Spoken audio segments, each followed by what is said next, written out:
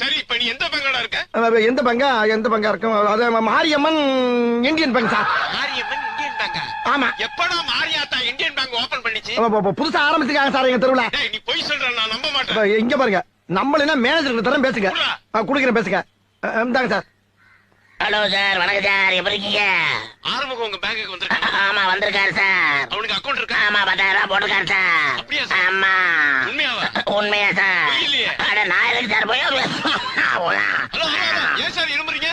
இருமலியா ஒரு வாரமா பேதியா போய்கிட்டு இருக்கு சார். பேதிக்கு இருமலுக்கு என்ன சம்பந்தம்? எங்க ஊர்ல வந்து சார் பேதி வந்தா இருமல் வரும் சார். இருமல் வந்தா? பேதி வரும். அப்படின்னா உங்க ஊர்ல எல்லாமே உள்டாதான்.